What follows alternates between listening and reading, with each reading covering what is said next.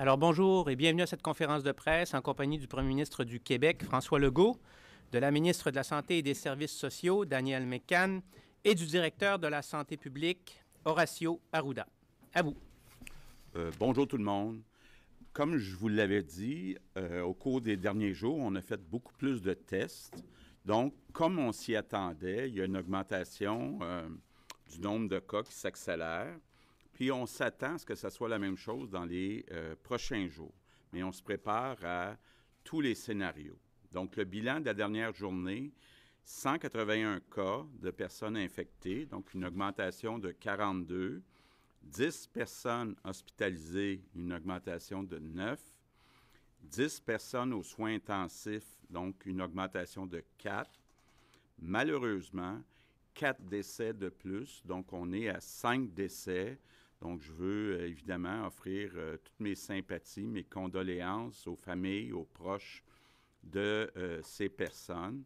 Par contre, je dois préciser que sur les 5 personnes qui sont décédées, il y en a 4 qui habitaient dans la même résidence de personnes âgées. Donc, quand même, ça veut dire que le nombre d'endroits est quand même limité.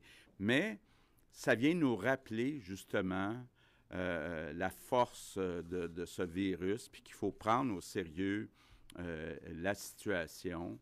S'il y en a qui pensaient encore que ce n'était pas sérieux, bien, on a toutes les preuves du contraire. Évidemment, dans la résidence en question où on a eu 4 décès, on a pris toutes les mesures pour pas en tout cas pour essayer d'éviter qu'il n'y en ait pas d'autres. Et bien, ça montre l'importance de limiter les contacts physiques. Oui, on limite actuellement, on sauve des vies, on limite la contagion. Donc, c'est encore très important de le répéter, répéter, répéter. Concernant les tests, bien, comme je le disais, on a beaucoup augmenté le nombre de tests. Donc, on a actuellement 1500 personnes qui attendent un résultat, 9200 qui ont eu un résultat négatif. Hier, en fin d'après-midi, on a eu un conseil des ministres pour opter pour renouveler ou prolonger de 10 jours le décret pour décréter l'état d'urgence sanitaire. Ça permet, entre autres, au directeur de la santé publique de lui donner donc des pouvoirs additionnels pour faire respecter les ordonnances. Par exemple, quand on dit on ne souhaite plus qu'il y ait de rassemblement ou on souhaite que les personnes qui sont infectés, puis même qui ont des symptômes, qui restent à la maison. C'est pour donner le pouvoir aux policiers, éventuellement, de faire respecter les directives du directeur de la santé publique. Mais je veux quand même là, que personne parte en peur. Là. Il y a quelques cas isolés seulement. La grande majorité des Québécois respectent les directives. D'ailleurs, quand on regarde ce qui se passe ailleurs, dans le monde, moi, je suis très fier de voir comment les Québécois là, sont solidaires et respectent les directives. Je veux revenir sur les déplacements entre les régions. Je dirais les déplacements tout court. C'est important de ne pas se déplacer là, autant que possible d'un quartier à l'autre, d'une ville à l'autre, d'une région à l'autre, pour éviter de répandre les infections possibles. Donc, le moins de déplacements possible dans les prochaines semaines. Aujourd'hui, je voudrais saluer un groupe de personnes peut-être qu'on oublie. Ce sont les familles du personnel de la santé, donc des médecins, des infirmières, des préposés, des pharmaciens, des ambulanciers. Ils ont des familles autour d'eux autres, donc les conjoints, les conjointes, les enfants qui voient moins souvent un de leurs parents. Je veux dire à toutes ces familles-là un immense merci du fond du cœur d'aider, d'appuyer de toutes sortes de façons nos anges gardiens. C'est très important. Je veux aussi dire un mot aujourd'hui sur les organismes communautaires. Vous savez, on a beaucoup d'organismes communautaires au Québec qui donnent des services au plus mal prix. Puis il y a une situation actuellement, beaucoup de bénévoles ont 70 ans et plus. Donc, on leur a demandé, puis ils respectent ça, ils restent à la maison. Mais ça fait moins de bénévoles pour s'occuper des plus vulnérables. Je vous donne quelques exemples. Bon, évidemment, les sans-abri. On a beau dire aux gens, restez à la maison. Bon, ces personnes-là n'ont pas de résidence, donc il faut qu'il y ait quelqu'un qui s'occupe d'eux autres. Il y a aussi, bon, les femmes qui sont victimes de violences conjugales pour des raisons de sécurité, ils ne souhaitent pas être à la maison. Donc, il faut avoir des organismes qui ont les moyens de s'occuper de ces personnes-là. Je pense aussi aux popotes roulantes. Je regarde dans mon comté, la popote roulante, ce sont des policiers retraités qui s'en occupent, donc beaucoup qui ont plus que 70 ans. Donc, ils ne sont plus là pour aller livrer de la nourriture à ceux qui en ont besoin. Donc, je veux juste dire aux organismes communautaires, on est en train, avec Isabelle Charret, de revoir comment on peut augmenter le financement de certains organismes pour qu'on puisse, peut-être dans certains cas, remplacer des bénévoles par des gens qu'on pourrait embaucher. On sait qu'il y a quand même beaucoup de gens qui ont perdu leur emploi. Donc, de voir comment on peut les aider à mieux servir les personnes vulnérables. Je termine en vous disant, bien, il fait beau aujourd'hui. J'ai le goût de vous dire d'aller lire Stéphane Laporte dans la presse ce matin. En tout cas, moi, je n'avais besoin ce matin, puis ça m'a fait du bien. Comme le dit Stéphane Laporte, les temps sont durs, mais le printemps est là. Et le printemps sera là, l'été sera là pour accompagner les personnes, même ceux et celles qui vont prendre leur marche seuls, hein, j'insiste là. Puis profitez-en, aujourd'hui, il fait beau, allez prendre une marche seule. Le printemps est arrivé, il est au rendez-vous. Et je termine en répétant ce que je répète à chaque jour. Chaque geste qu'on pose actuellement va nous permettre de réduire les contacts physiques, donc la contagion, donc sauver des vies. Donc, je remercie encore beaucoup tous les Québécois. Merci pour votre collaboration. Faites attention à vous et ensemble, on va passer au travers. I also want to say a few words in English. As expected, we can see that the number of cases is accelerating.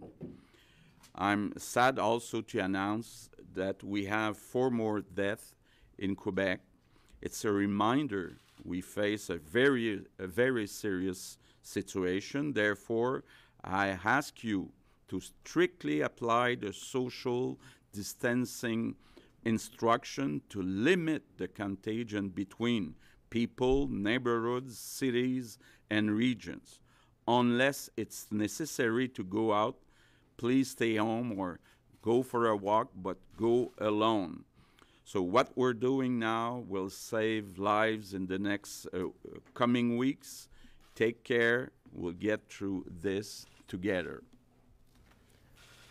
Nous en sommes maintenant à la période des questions. Nous allons procéder par tour. Alors, Louis Lacroix, Cogeco Nouvelles. Bonjour. Je voudrais d'abord avoir des informations supplémentaires là, sur les 4 décès. Est-ce que ce sont des personnes qui étaient dans la même résidence que la première personne qui est décédée un peu plus tôt cette semaine? C'est-à-dire que c'est des personnes qui étaient effectivement regroupées dans une résidence et c'est des personnes qui avaient des facteurs de risque, comme on vous l'a dit. Dans le fond, c'est très malheureux. On trouve ça triste, mais on savait qu'on aurait des décès associés à cette maladie, particulièrement dans ces groupes d'âge. Et je tiens à mentionner, c'est pour ça aussi qu'on a pris des mesures qui ont été un petit peu critiquées au début en lien avec le fait qu'on privait les personnes âgées de leur visite familiale. C'est dans ce contexte-là, à mon avis, que c'est important d'agir. Et je tiens à ressouligner ce qu'a dit le premier ministre.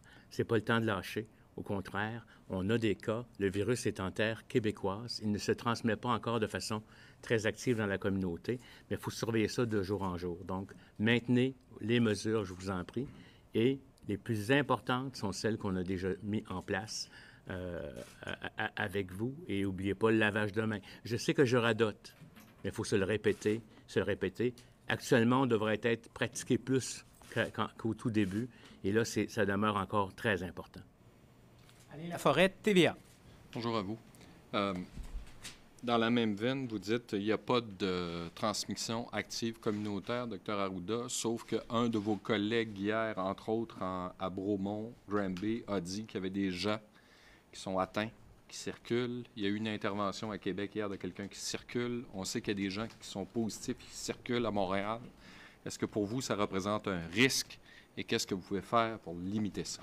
Bon, écoutez, c'est sûr que, premièrement, je tiens à vous mentionner, là, quand on va parler de transmission communautaire active, là, on parle, puis là, il faut voir attention, ça pourrait commencer dans un territoire et être pas rendu ailleurs. Hein? C'est la première des affaires. Deuxièmement, il faut quand même 3 générations. Je ne sais pas si vous comprenez. Il y a encore des histoires de cas qu'on est capable d'enquêter puis de voir au pourtour puis d'essayer de ne pas se rendre à 3. Mais il est possible qu'il y ait des 3, mais ce n'est pas significatif en quantité actuellement. Pour ce qui est des personnes qui ne respectent pas les consignes, les ordonnances qu'on a émises, puis maintenant, avec le décret qui a eu lieu hier, nous donnent des pouvoirs pour aller la police. Notre objectif n'est pas de... Notre objectif principal, c'est de convaincre. C'est ce qu'on a fait au Québec. Et la réponse des Québécois a été très bonne. Je vous remercie. Non, notre objectif, c'est d'augmenter ça, de convaincre encore plus ceux qui ne l'ont pas fait. Mais à partir de maintenant, c'est clair qu'on va contraindre des personnes qui ne respectent pas les consignes, surtout si elles ont été avisées, contactées, puis qu'on a des informations qu'elles se promènent. Ces gens-là peuvent représenter une transmission à 2, 3, 4, 5 personnes, donc on va être obligé de contraindre dans ce cas-là. On va contraindre dans des situations qu'on sera capable de documenter. Il ne faut pas que les gens paniquent, là, mais il faut que les gens comprennent que si on n'a pas compris, qu'on le dit 2, 3 fois, que les équipes de santé publique ont des informations, les directeurs n'auront pas de problème à envoyer des agents de la paix qui vont s'organiser pour que la personne soit isolée. Alors, je n'invite pas les gens à confronter les autorités policières. C'est une question de respect. Les droits d'un individu s'arrêtent là où l'impact à la communauté est très élevé. Charles Le Cavalier, le Journal de Québec. Bonjour. Monsieur Legault, je voudrais revenir sur votre commentaire d'hier sur les écoles, sur le scénario peut-être de retour en mai. J'aimerais ça comprendre. Je sais qu'en Grande-Bretagne, il y a un rapport qui disait qu'il y a des chances que les mesures d'isolation sociale perdurent jusqu'en 2021. Des épidémiologistes aussi qui disent qu'on va peut-être devoir attendre qu'il y ait un vaccin ou des antiviraux là, efficaces avant de pouvoir retrouver une vie normale.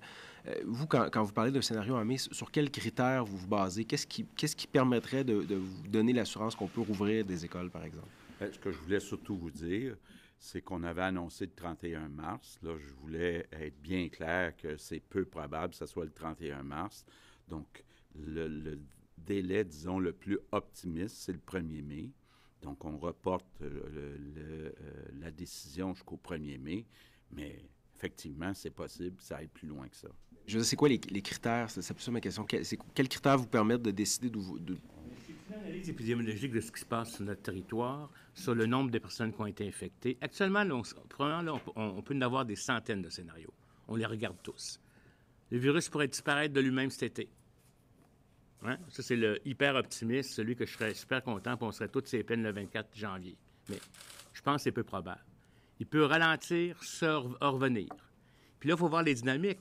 Quelle proportion des gens ont été infectés? Est-ce que le virus va continuer à circuler de façon intensive si 70 des gens ont été infectés? Là, on se concentre sur l'augmentation et l'aplatissement de la courbe parce qu'on ne veut pas surcharger notre système de soins, puis on ne veut pas choisir entre une personne ou une autre par rapport à ça. Mais les gens vont parler souvent d'hypothèses, de possibilités. Nous, on les regarde tous. Mais la décision est prise en analysant ce qui se passe au jour le jour. Ce que je vous dis aujourd'hui, c'est en fonction des dernières données qu'on a eues hier soir jusqu'à minuit. OK? On va regarder encore la situation. Qu'est-ce qui se passe en Estrie? Qu'est-ce qui se passe à Granby? Qu'est-ce qui se passe à Montréal? Et avec ça, avec cette information-là, on applique nos différents principes. Puis ce que je vais vous dire, même si ça s'accélère de façon importante, ce qu'on a déjà mis en place est déjà, je vous dirais, une grande diminution des gens qui circulent un peu partout. OK? Il faut équilibrer les avantages de fermer quelque chose, parce qu'il faut que la société fonctionne aussi quelque part. Je ne sais pas si vous le comprenez, mais on ne prend pas de chance. Mais je n'irai pas vous parler des 14 scénarios qu'on peut avoir. On peut en avoir 14. Vous allez entendre plein de choses dans les médias, et c'est correct. Ça fait partie de la liberté d'expression. Mais soyez assurés qu'au Québec, puis par rapport aux autres provinces, on est quand même relativement... Puis quand je dis ça, là, c'est aujourd'hui. Mais je ne veux pas que ça se détériore. Mais il va y avoir des cas. C'est sérieux, donc. Mais si vous faites ce qu'on vous dit, on est, je vous dirais, en meilleure position pour aplatir la courbe, puis on va réévaluer. Plus on l'aplatit, moins il y a de gens qui sont malades, moins il y a de gens qui sont malades, moins il y a de gens qui sont protégés. Vous Comprenez-vous? Puis là, ça peut revenir, mais ça va dépendre comment le virus va se comporter. Tommy Chouinard, La Presse. Oui, bonjour. Justement, quel effet les mesures de confinement ont eu sur les projections qui ont été réalisées lundi? En d'autres mots, Dr. Arruda, est-ce qu'on est en train, donc, de simplement déplacer la courbe ou vous confirmez que, oui, nos mesures montrent qu'on est en train de l'aplatir, la courbe? T'sais, on a appliqué les mesures à partir des expériences. Moi, je vais vous dire, il est encore un petit peu trop tôt parce que je vous l'ai dit, ça prend 10 à 12 jours après les mesures pour être en mesure de voir l'impact. Puis là, en même temps, on est en train d'augmenter le nombre de tests. Je ne sais pas si vous comprenez, il y a différents facteurs qui font augmenter, d'autres qui font diminuer la réalité. Parce que la réalité, là, il n'y a personne, il n'y a aucun pays qui l'a vraiment eu parce qu'il y a plein de gens qui ont fait la maladie et qui n'ont pas été testés, OK, en termes de dénominateur. Mais ce que je suis en train de vous dire, c'est que ce qu'on a fait, c'est basé sur ce qu'ont fait les autres, OK? On n'a pas contenu une province encore, hein, parce qu'on n'est pas dans la même situation. Mais ce qui a marché le plus, c'est la distanciation sociale, c'est aussi l'arrêter. Parce que si on vous dit, là, je vais donner un exemple, si on ne fait pas seulement la distanciation sociale, mais que les gens se rassemblent beaucoup, font des parties ensemble, bien, quelqu'un infecté va en infecter 8, puis ça va être encore plus compliqué. Fait que tout ce qu'on fait actuellement, là, c'est ce qui marche le plus. Vous allez peut-être me poser la question, les magasins, OK? C'est pas tellement dans des sorties rapides où on est peu en contact avec les gens que la transmission se fait. Il y en a, mais c'est faible par rapport à l'investigation faite autour d'un cas et de contact. La résidence qu'on investigue actuellement, on s'organise pour qu'elle ne devienne pas, qu'elle ne sorte pas dans la communauté. Ça, c'est plus important que de fermer les magasins, par exemple, complètement. Mais s'il faut en arriver à fermer les magasins parce qu'il y a beaucoup de circulation, comme tel, on va le faire, mais c'est vraiment les rassemblements de personnes ensemble, plus proches, d'un famille, qui vont être à risque. Quand ça va se mettre à circuler beaucoup, là, votre voisin, là, peut-être qu'il ne saura pas, mais il peut être infecté. Donc, bien plus ça quand on est ensemble plus longtemps, enfermés dans une petite pièce, que d'aller faire un tour rapidement au magasin en faisant attention à la distanciation sociale. Mais si ça change, on va vous le dire. Mais c'est ça qui est important. Et c'est ça qui nous donne le temps. Hein? C'est ça qui nous donne davantage de temps pour le réseau, pour se préparer. Et on continue là, de préparer le réseau. On est à 4600 lits qui sont libérés, là. Alors, on continue aussi de libérer des lits de soins intensifs. Et moi, je vais en profiter pour remercier des gens. Puis ça, je pense qu'il faut le faire à tous les jours, comme le fait le premier ministre. Moi, j'ajoute aussi les pharmaciens, les inhalothérapeutes. Monsieur le premier ministre a dit les ambulanciers, le personnel administratif, il ne faut pas les oublier, le personnel du ministère, les gens qui travaillent dans les laboratoires, là, les gens qui travaillent au niveau des services alimentaires, tout ce qui est le soutien du réseau, mais dans la communauté aussi, les policiers, les pompiers, les municipalités et les familles de tous ces gens-là, comme le disait M. Legault. Alors, moi, je veux vous dire aujourd'hui que le réseau, là, est en train de préparer de façon majeure la réponse aux besoins des citoyens et ça évolue très bien parce que nos citoyens nous suivent et prennent ces mesures. Plus vous allez nous donner du temps, et on parle plusieurs jours, plus on va être en mesure de se préparer, le réseau, pour recevoir les gens qui vont avoir besoin de soins. Alex Boissonneau, Radio-Canada. Madame, messieurs, bonjour. J'aurais une question sur la courbe aussi, sur les projections que vous faites, parce que hier, on avait lieu de croire qu'il y avait quelque chose de positif qui est en train de se passer. On pensait qu'il y aurait peut-être une inflexion de la courbe. Qu'est-ce que ça veut dire, ce qu'on a comme résultat aujourd'hui? Là, on parle d'un total de 5 morts, on parle d'une augmentation significative quand même du nombre de cas rapportés. Or, le 12 jours dont vous parlez, ça arrive lundi si on pense aux premières mesures. Donc, qu'est-ce que vous recherchez sur la courbe? Je comprends qu'on ne veut pas baisser la garde, mais il y a une fine ligne là, entre l'espoir non fondé et la garde qu'on veut maintenir. Oui, j'aimerais ça aussi qu'on replace la perspective de notre population puis de nos courbes de Canada versus de Québec versus la Chine, puis etc. La courbe du Québec puis la courbe du Canada, c'est la somme des courbes qu'il y a un petit peu partout. OK? On peut voir dans une ville une courbe qui fait ça, mais on n'est pas dans la même perspective que quand de la Chine, parce que quand on va additionner la courbe de Québec, de Montréal, de Laval, la courbe va avoir une autre tendance. On a commencé à avoir une certaine inflexion, mais on savait qu'on ne testait pas assez de personnes, puis etc. mes épidémiologistes me disent, on regarde ça, puis on va voir les données, parce qu'il faut aussi savoir que actuellement, on a récupéré un certain backlog de cas. Hein? On a aussi décentralisé beaucoup de tests parce que c'est important. Là, nous, les statistiques, c'est très important. Mais la priorité numéro 1, c'est de traiter le monde, puis 2, de s'occuper des patients, puis d'avoir un bon portrait. Fait on aurait pu décider d'attendre encore une semaine pour décentraliser, pour faire des tests, pour avoir une technique parfaite d'échange d'informations, mais on a voulu agir. Fait que là, on a un certain niveau, je dirais, là, de retard anticipé normal, mais on n'a pas voulu arrêter les tests. Fait que, je vais vous le dire bien honnêtement, il est possible qu'on voit que cette inflation-là, puis là, c'est des hypothèses, il faut que je le dise, va re-augmenter un petit peu pour redescendre un petit peu en fonction de cet événement-là. Mais on n'est pas...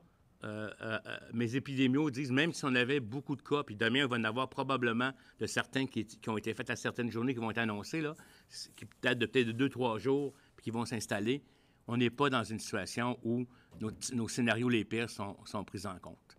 Mais on va le monitorer. Puis c'est normal qu'au début, on voit des cas plus sévères parce que c'est ceux-là qui sont mesurés parce qu'on n'a pas encore élargi toutes les populations de tests. Mais on est encore, d'après ce qu'on dit. Puis on va vous le dire, là, s'il faut faire d'autres choses, on va vous le dire. Mais déjà, si vous me permettez, ce qu'on fait, c'est quand on est en accélération déjà, là. On l'a comme mis avant, là, avec du convaincre. Puis là, s'il faut contraindre, on va contraindre. Puis s'il faut prendre d'autres mesures très importantes je vais donner un exemple, on appelle le mot « shutdowner » le processus, on le fera. On ne prendra pas de chance. Mais on veut sauver notre capacité. Puis ça, c'est évalué au jour le jour. Madame, Messieurs, si vous me permettez, je vais poser une question à mon tour avant de renvoyer dans la salle. Vous le savez, Terre-Neuve réclame maintenant l'isolement volontaire des ressortissants canadiens qui viennent des autres provinces. Je sais que M. Arruda, je crois, a évoqué aussi un éventuel contrôle entre le Québec et l'Ontario. Est-ce que c'est envisagé très prochainement de resserrer le contrôle sur les ressortissants canadiens qui viennent des autres provinces au Québec? Bien, écoutez, j'ai dit ça comme étant une possibilité X, Y, Z, mais il faut comprendre que l'Outaouais et Ottawa, là, c'est comme une même région, hein?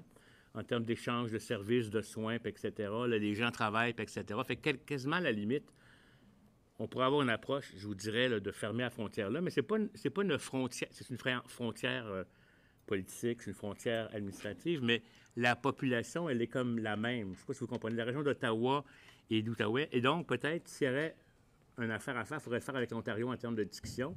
Puis ça pourrait être entre l'Outaouais puis Ottawa, puis d'autres régions du Québec. Mais comme j'ai dit, moi, c'est sûr que j'exclus rien.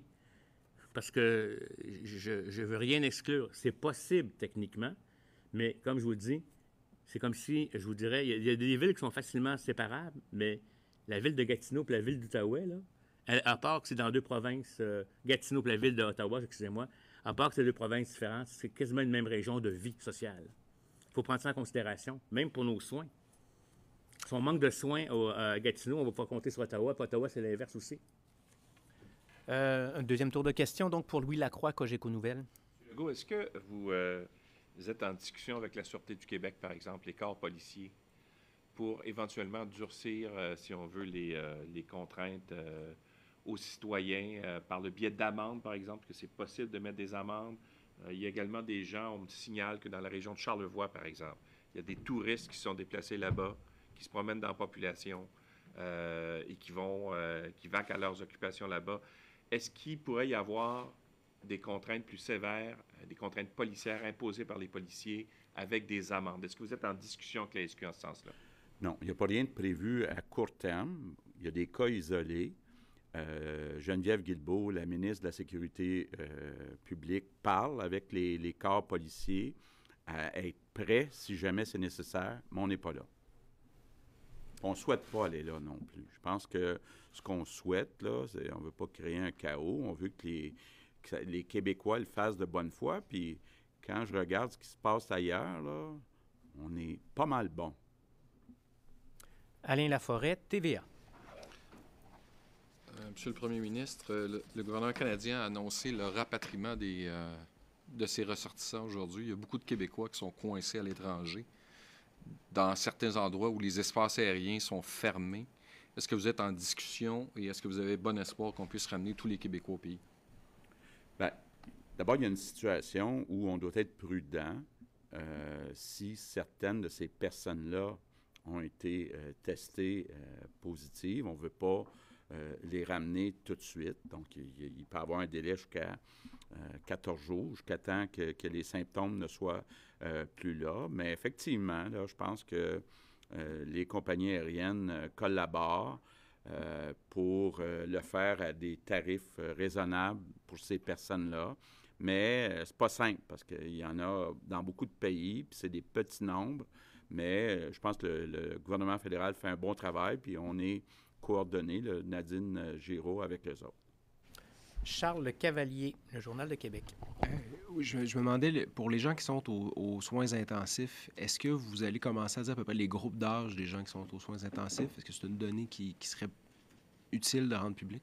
On comprend qu'on est avec des très petits chiffres encore, là, mais l'information que j'ai, moi, c'est des gens qui ont un certain âge. Je ne sais pas si vous comprenez que pour commencer à faire une catégorisation, il faut toujours faire attention aux questions de nominat, aux questions de confidentialité, là, mais quand on va avoir assez de cas, on va être en mesure de vous donner des groupes d'âge entre tel âge, puis tel âge, puis tel âge, tel âge. Mais actuellement, à ma compréhension, c'est des gens qui font partie des personnes qu'on a dit à facteur de risque.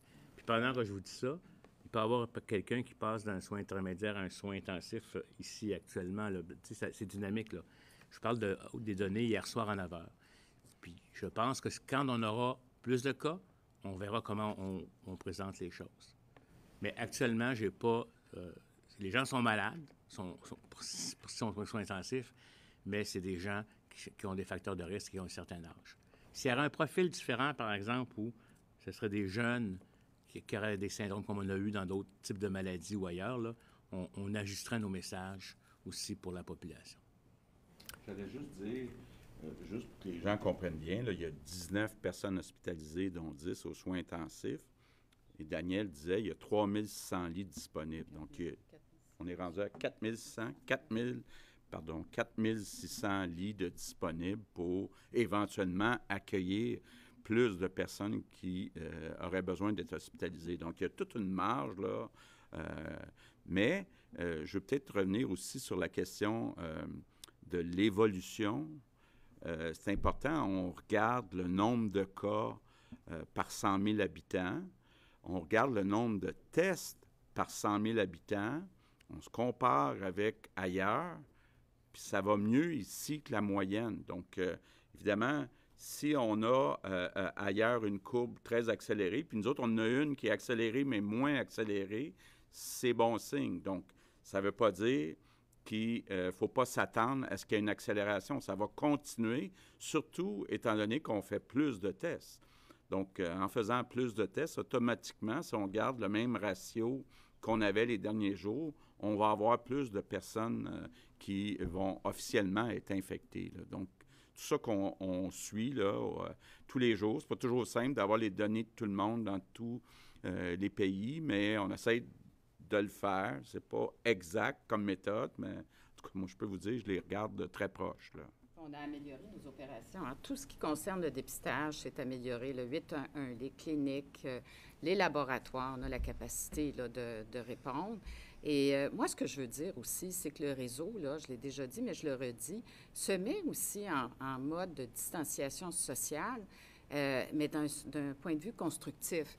Hein, maintenant, les interventions là, vont se faire beaucoup plus par téléphone, là, hein, au niveau des cliniques médicales puis des services psychosociaux.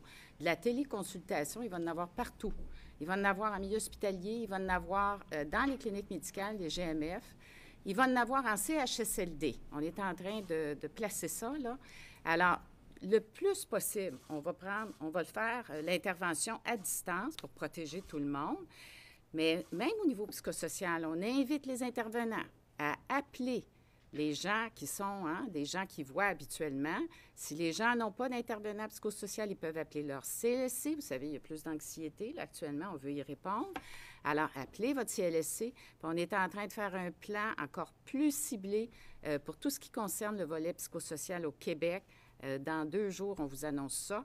Donc, on s'occupe de notre monde. Puis je vais vous dire, les urgences, là, actuellement, on n'a jamais vu ça au Québec, La moyenne de taux d'occupation, vous êtes familier avec ça, on est rendu à 66 Je n'ai pas regardé dans la dernière heure, c'est probablement plus bas au Québec. Alors, tout le monde est en dessous de 100 Ça dégage. Et là, il y a des intervenants, évidemment, qui vont être réorganisés, là, si je peux le dire comme ça. On va leur demander d'aller dans d'autres services là, pour prêter main forte. Mais il y a comme un peu d'oxygène là, qui se fait avec 4600 lits. Donc, on s'occupe de nos intervenants aussi là-dedans. J'ai vraiment une chose à vous dire là, qui est importante. On évalue tous les scénarios. On ne veut pas s'asseoir sur nos lauriers en disant « Hey, ça va bien, puis demain, ça ira pas bien, puis être pris. » Mais on a été très proactifs. Le délestage s'est fait avant même qu'on ait de besoin. Parce qu'on sait que quand on est réactif, on est déjà un petit peu en retard, c'est plus compliqué à implanter. Mais quand on implante des choses, il y a des ajustements. Là. Les lignes 811, 1877, c'était pas parfait, mais on réagit rapidement pour être capable de réajuster. On a cette marge de manœuvre parce qu'on s'est dit, commençons tout de suite, même si on sait qu'on n'a pas de besoin. On a eu cette chance-là de voir ce qui s'est passé ailleurs, parce que c'est aussi une chance. Il y a ailleurs qui sont fait avoir. Donc, en étant proactif le plus possible et moins réactif, ça nous donne de la marge de manœuvre. Ça nous donne que quand on implante quelque chose, on a le temps de le peaufiner, de l'améliorer. Je trouve ça très important que vous compreniez, c'est ça que le Québec a fait. Proactivité, délestage pour les systèmes de soins, etc., puis mise en place de mesures avec des réponses. On n'a pas contraint. On n'est pas arrivé le jour au lendemain en disant, là, ça y est, tout le monde reste à la maison, puis on ne vous parle plus, puis que les gens auraient mal réagi. Les Québécois suivent, les Québécois sont au rendez-vous. Ceux qui ne le sont pas, on va s'organiser pour qu'ils soient. Puis avec ça, je demeure.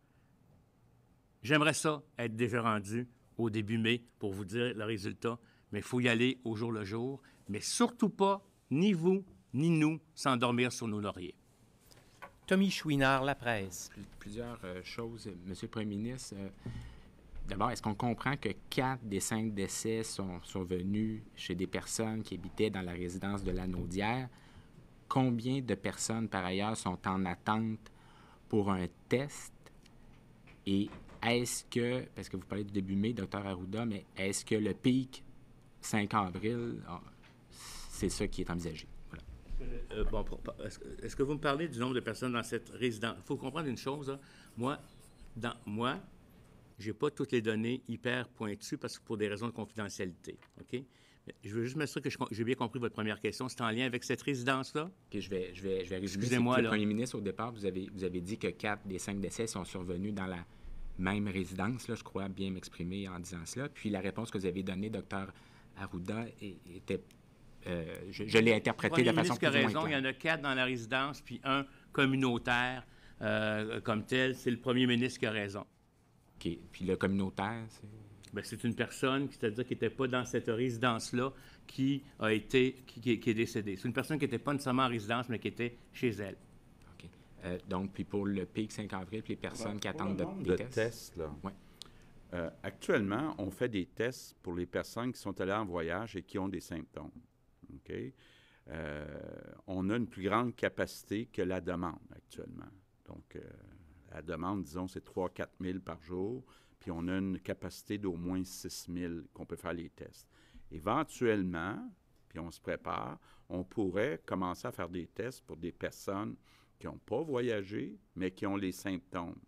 Donc, ça, il faudra en avoir encore plus de tests. Donc, on est en train de se préparer. Mais pour l'instant, la demande est pas mal inférieure à la capacité pour les personnes qu'on veut tester, c'est-à-dire les personnes qui ont des symptômes et qui ont voyagé ou qui ont rencontré quelqu'un qui avait voyagé et tout le personnel du réseau de la santé qui a des symptômes. Donc ça, c'est le groupe qu'on veut tester. Actuellement, on a plus de capacité que la demande journalière. On registre du nombre de personnes en attente pour ces tests-là? C'est-à-dire que les gens qui attendent de recevoir le test. Combien de personnes attendent de suivre un test? Les gens qui attendent des résultats, c'est 1500, mais il n'y a pas de personnes qui attendent dans la catégorie. On est capable d'en faire plus chaque jour que la demande. Là où il y a une attente, c'est pour avoir le résultat du test. Puis là, bien, comme on le voit, il y a une baisse importante. Il en reste juste 1500 qui vont probablement avoir leur réponse demain ou après-demain. vous vouliez... Docteur Alex Arruda, Boissonneau, vous voulez excuse-moi, s'exprimer sur le Dominique 50. Alex Boissonneau, Radio-Canada. J'aimerais juste savoir comment ça se passe sur le terrain, dans les hôpitaux notamment, dans le système de la santé. On nous rapporte qu'il y aurait plusieurs gestionnaires du réseau, entre autres dans la capitale nationale, qui ne respecteraient pas nécessairement les consignes que vous avez envoyées, que ce soit pour le télétravail de certains employés, que ce soit pour les employés qui ont plus de 70 ans, par exemple, qui travaillent dans le réseau. Est-ce que ça se passe bien aussi dans votre relation avec le syndicat sur le terrain? Donc, comment ça se passe dans le réseau comme tel? Dans les établissements, puis je suis au courant de la situation de la capitale nationale. D'ailleurs, on a eu des contacts, le sous-ministre en titre a eu des contacts avec le PDG et l'établissement de la capitale nationale. C'est clair, nos orientations, le télétravail dans toutes les possibilités que ça offre. C'est sûr qu'il y a des moments où c'est pas possible, il y a des endroits où c'est pas possible. Alors, il faut faire les mesures de protection là, dont on parle toujours. Et également, les travailleurs de 70 ans, bien, eux, évidemment, en santé, on en a besoin. On a plusieurs, par exemple, médecins qui ont 70 ans et plus. Mais justement, là, il faut évaluer cas par cas, puis il faut les mettre dans une situation où ils ont les mesures de protection. Alors, c'est ça, ce sont nos directives pour les employés du réseau. C'est important de le répéter, ce que Daniel vient de dire. Depuis le début, on dit, pour, par exemple, les médecins qui ont 70 ans et plus, c'est du cas par cas. Donc, j'ai vu en certains endroits dire, il y a une différence, on ne suit pas les consignes. Non, non. Nos consignes ont toujours été, depuis le début, pour les médecins, c'est de 70 ans et plus, c'est du cas par cas. Ça dépend, est-ce qu'on a d'autres médecins disponibles à cet endroit-là ou non? Donc, c'est comme un peu la balance des inconvénients. Donc, on a toujours dit depuis le début, c'est possible que des médecins de 70 ans et plus travaillent dans le réseau parce qu'on a besoin d'eux autres, puis qu'on pense que c'est important qu'ils soient là. Puis évidemment, on a leur accord. 70 ans et plus, par exemple, pour le reste du personnel, est-ce que c'est du cas par cas aussi, juste pour préciser? Est-ce que c'est la même chose pour les ergothérapeutes, pour le reste du personnel, les infirmières? C'est du cas par cas. Now we'll have to switch to English, sorry. First question to CBC, Josh Grant, please. Bonjour tout le monde. Thank you for being here today. For Mr. Legault, you explained in French. I just want to get an explanation in English, if you don't mind. What are you doing to reinforce the measures that have been put in place? We saw a woman in Quebec City who was arrested yesterday. You're saying it is isolated cases. You also mentioned that Minister Guilbeault is already sort of in planning and talks with the SQ, the Sûreté du Québec. What are the options to sort of step up if you need to enforce the measures that are in place? Okay, to enforce the measures, we have to understand that we have the power to do so.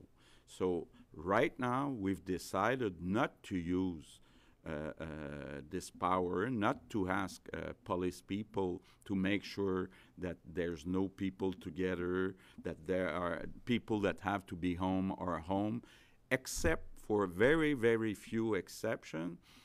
We decided that the goodwill is the best approach. And so far, we'll continue to ask for the collaboration of all Quebecers. And we understand that the SQ is going to be involved in helping explain and inform the public. They announced that today. Are you coordinating with them on that as well? Yes, absolutely. So Geneviève Guilbeault asked them to inform the population. So it's really a campaign of information like we're trying to do in many other ways.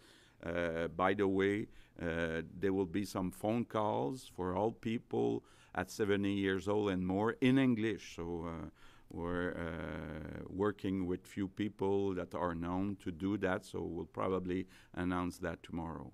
Questions from Global, Raquel Fletcher.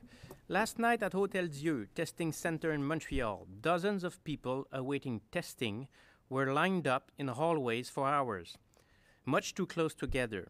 Why and how did this happen? Well, we'll look into that because we should really apply what we are asking, that there would be a certain distance, 1 meter or 2 meters between every person. So we'll look into that for sure. But what I want to tell you is that we're going to increase the capacity in Montreal by a lot, probably 2,000, at the beginning of the week. So we will announce that very quickly. Questions now from Phil Authier, The Gazette. Police yesterday arrested a woman in Quebec City who would not respect self-isolation. The mayor of Côte-Saint-Luc is asking for quarantine because people are still going out. Are stricter measures coming to try and prevent these things? If not, what is the next step? Okay. I think it's two different cases. In Quebec City, there was somebody infected that didn't want to be at home, so we have to enforce. In Côte-Saint-Luc, it's not the same situation. Of course, we have few people that are infected. Some are scared, but there's no reason. We've looked at that. There's no reason for forcing anybody in Côte-Saint-Luc to be at home. And the last question from Raquel Fletcher, Global. Parents still taking their kids in playground or soccer field, should these be closed? It's a question of judgment. Of course, children have to stay from 1 to 2 meters from other children. It's not bad that we have children in some parks, but it's a question of judgment. Exactly. You know, for families who are going to be inside for a long time, kids must go elsewhere. So where are they going to go? I think that it is don't have crowds in playgrounds. Please try to stay there and perhaps go somewhere else to help somebody else coming, you know. It's very difficult for me to tell it, but it's the same principles. Don't let your kids be with them. They are with you. Play with them. Don't send them to play with the other family because we don't know if they travel or not. It's clear that normally we let people get together, but now we need places to go. And in concentrated cities, that's sometimes where the park is the place where we are used to go, and we need to get out to take some fresh air. But just try to keep in different families distancing from each other in the park. So it's a kind of judgment. And if you're afraid, if you have a kid which have an immunocompromised situation, he is treated for cancer, don't go there because there is a risk. But just be like this and check others if they are using etiquette respiratoire. So I think it's a question of judgment, because if people are going to stay in their apartments and don't go outside, they can get crazy. Madame, Messieurs, merci beaucoup. Merci. Compte tenu, là, vous avez parlé beaucoup de confinement, puis de crainte, puis de relâchement. Le pic, pour faire expliquer aux gens, vous l'attendez quand? Et on est samedi soir. Vous avez fait un appel aux jeunes. Ça fait une semaine, ils sont enfermés chez eux. Qu'est-ce que vous leur dites? Bien, ce qu'on dit, c'est qu'il ne faut pas relâcher les mesures. Il faut rester prudent. Donc, on ne sait pas quand on va atteindre le pic. Est-ce que ça sera dans 1 mois, dans 2 mois, dans 6 mois? Il y a plusieurs scénarios qui sont envisagés. C'est important. M. Arruda l'a dit continuellement, les jeunes, c'est samedi soir. Je sais que c'est plate, là, mais il ne faut pas que vous soyez en groupe ce soir, incluant dans une maison. N'oubliez pas, j'ai dit, on voit l'effet 10 à 12 jours. Puis quand on va commencer à voir l'effet, la pire des erreurs qu'on pourrait faire, c'est de relâcher. Merci tout le monde. Merci. Merci beaucoup.